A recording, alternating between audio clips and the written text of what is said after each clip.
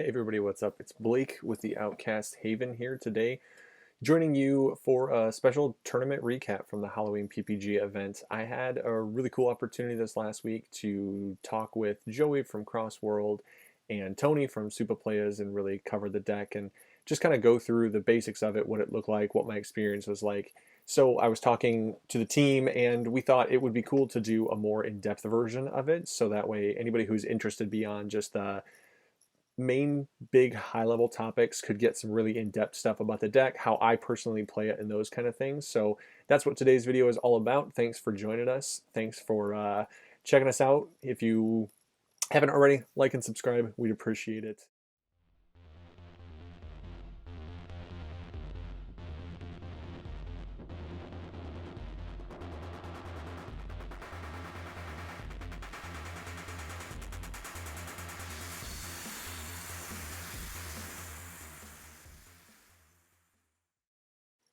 So I wanted to start by talking about my matchups with the PPG tournament. I actually had a really wide spread of matchups, which was really interesting.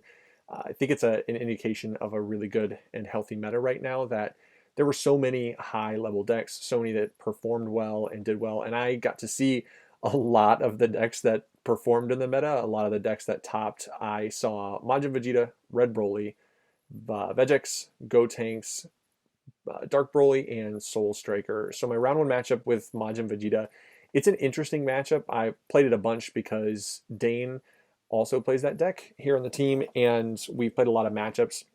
It's interesting because Dark Broly is able to keep your Syn popped, which does give you some hand advantage, but it's definitely hard.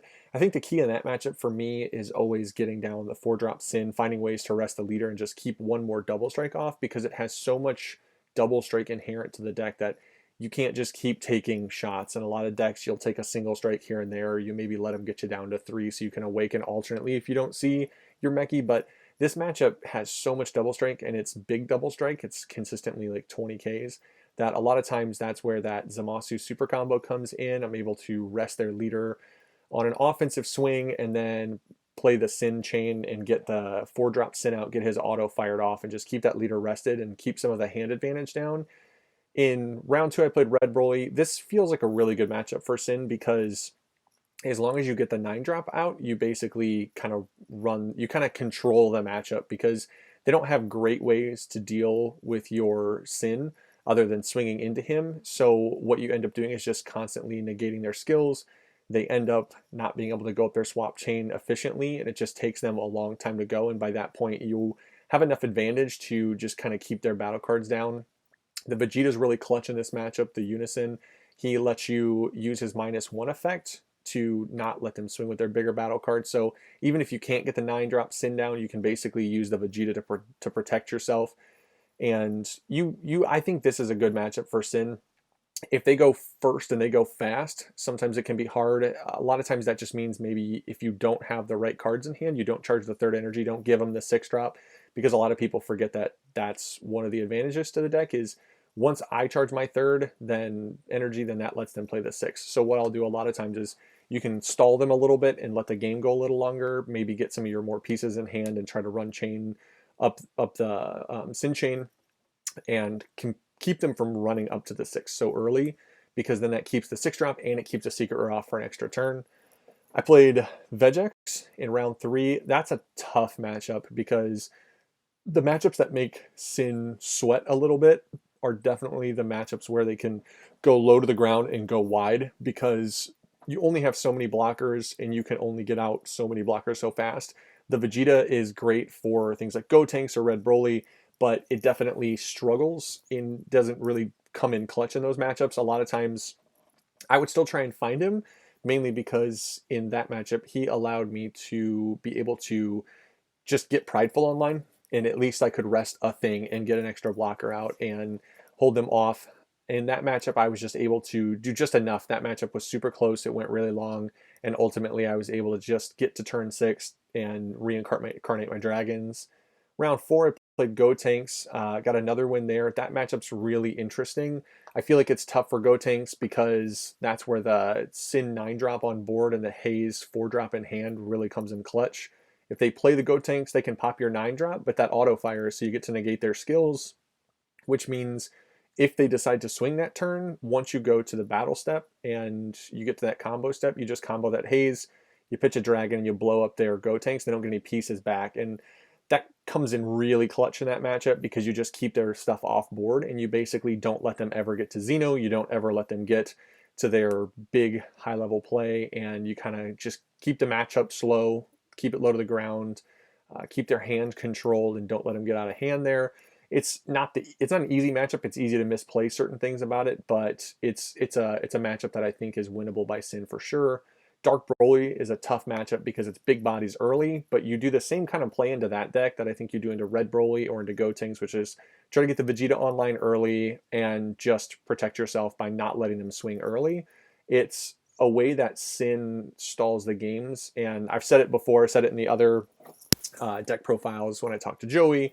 I mentioned it with Tony. Is that's definitely credit to Kyle. He came up with that one. I saw it in the week before I played, and I tested it all week, and it just felt so good to put that Vegeta Unison in because it gives you some survivability in these decks that are able to put out big bodies fast and swing at you, and you just don't want to combo out of them, but you also don't want to take the damage.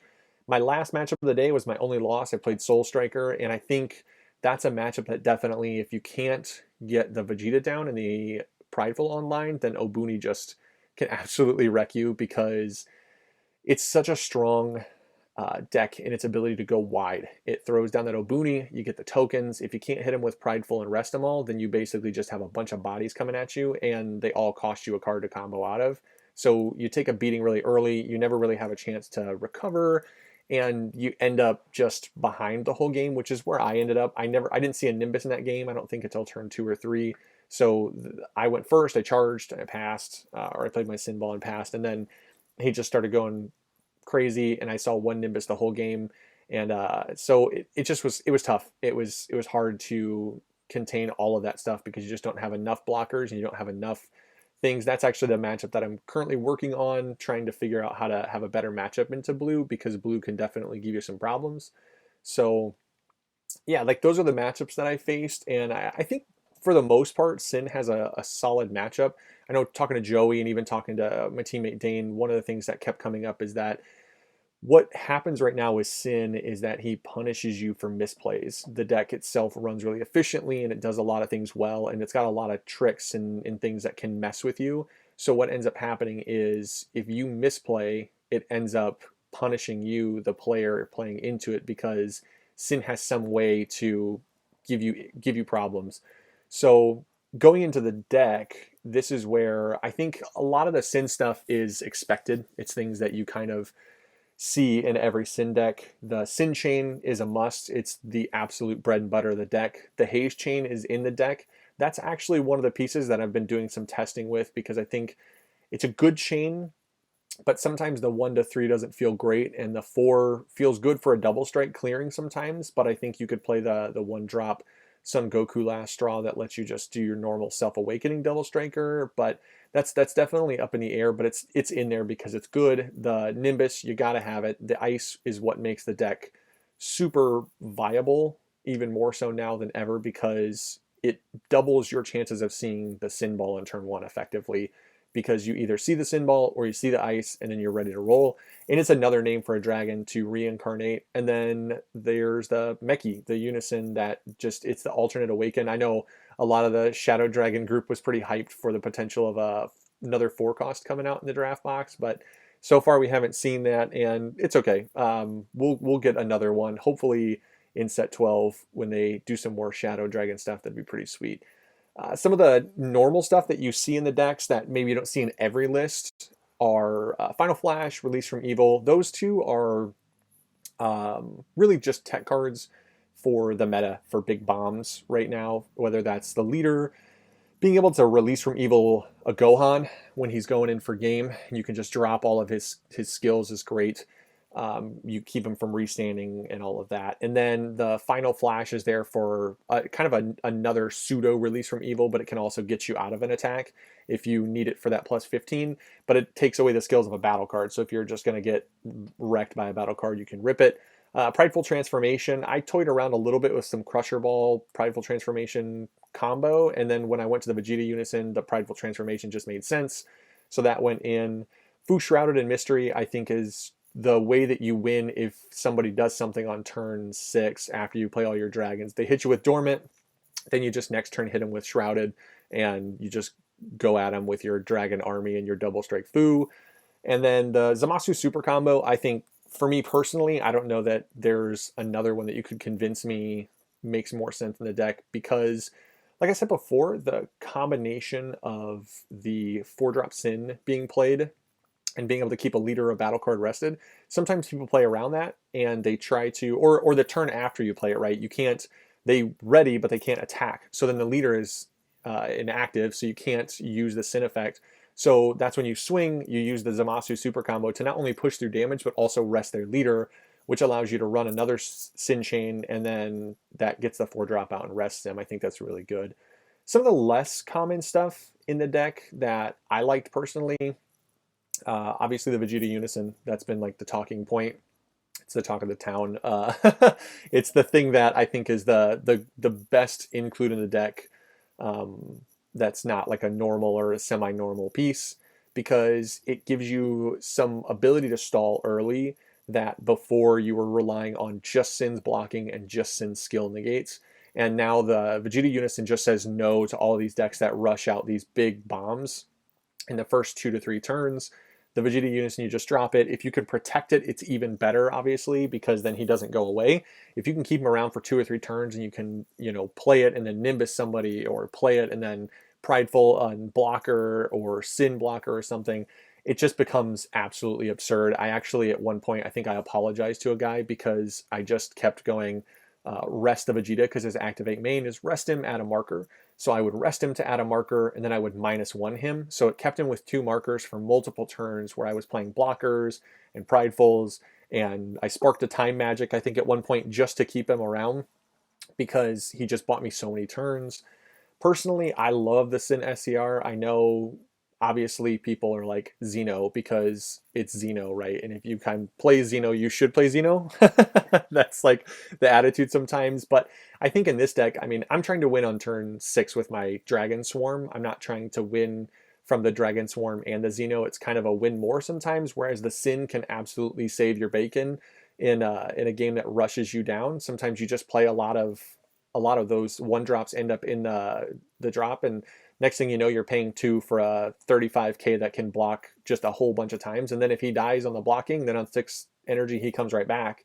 And if you don't win, he's a blocker on that turn. So he's really good. I play this deck pretty defensively, so I like to use the Zarbon from set 1 that lets you ready a battle card when you combo with it.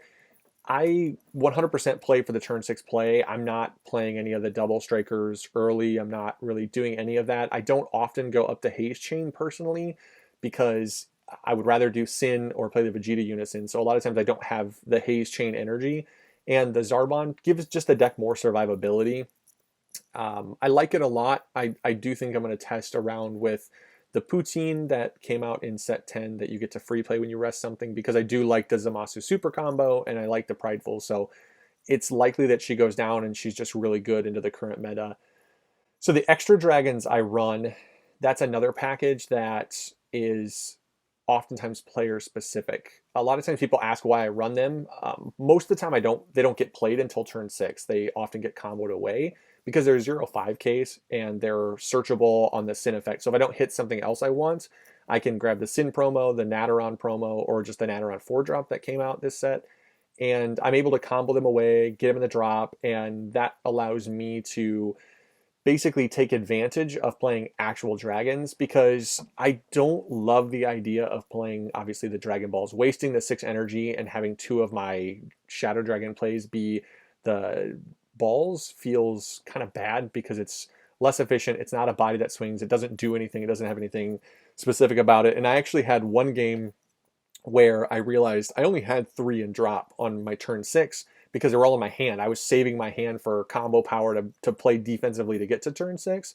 So I ended up actually having to swing with my leader, draw a card, and then I just comboed a bunch of cards away specifically to get them in drop so that my turn 6 dragon reincarnation was actually efficient. So that was a really good thing. I actually have considered toying with the Nataron promo. I've hard cast it in some games just because the auto effect of someone playing a unison or playing a battle card and being able to choose it, rest it, and negate its skills is crazy, especially because it doesn't say once per turn. It's just absolutely insane. So I had one of those in the deck. I actually have bought a couple more because I'm really interested in to try and test with what the Natteron line looks like paired with just keeping the four drop haze in the deck. So it's a really, like, I think the deck is really good in that sense that it's pretty flexible. And then I think come set 12, they've already said that we're getting more Shadow Dragon support, so it gets really interesting in that one. So I want to wind up basically by just talking about what I would change in the deck and talk about teching for some of the bad matchups, because right now with the online tournaments, they're all just one round. They're best of ones, so you kind of have to build the deck wide in that sense. For some of the tech, it's geared more towards best of threes. I know some people are having some locals. There are some tournaments that are going on that are best of threes. So this is that'll be primarily for people doing that. Or for me personally, when I go to a chance, this is what I'm going to look at. One of the things that I've considered taking out is the Zarbon. I'm going to test with that a little bit in the Haze chain. And the things that I think could go in and replace those things are definitely, you could test the Natteron line, because while the 2-drop Natteron doesn't feel great, getting to the promo on 2 energy would feel good because it's an evolve target. So you can pay 1 for the ball, pop it, go get the 2. It does let you cycle things back into a deck that is able to blow up your dragons a lot. Sometimes, you get your 9 or your 4, you get a bunch of them in the drop, and obviously I get nervous because I have before cracked the 4-drop, only to realize that the last 4-drop or the last 2 4-drops happen to be by bad luck in my life. And then I don't have a target because it's not in my hand. So if I could use the Natteron to put it back in my deck, that'd be a way to recycle that into those matchups that are able to efficiently pop the 4-drop. So that's something I want to test a lot. The Poutine that lets you choose battle cards incoming that are played with a skill and rest them is really good because it's, again, more protection, more stall, more of an ability to just kind of maintain your opponent's board state, because this deck is definitely all about maintaining what your opponent is doing for the first 6 turns, so that way you can get to your turn 6, because at that point it's really hard for a deck to do anything to you, because if they're lucky, they get out of the turn alive and then they wipe your board, but then that doesn't really matter, because then the next turn you just reincarnate all your dragons again and they have to just keep doing it, and there just aren't decks out there that are capable of that. And just makes the deck really survivable and last a long time, and with ice it's just really consistent. So tech for the bad matchups, I think blue is definitely a really hard matchup. Like I said, VEGEKS can be a really tough because they go wide and they go fast, and that's just from my personal experience. Maybe somebody else plays VEGEKS and they're like, VEGEKS is easy, and it could just be a build thing. But for me, I know one of the recommendations that I've been playing around with is you swap out the VEGETA for the Gogeta unison, the yellow one that lets you use its minus ability and basically says they only get to stand 2 energy.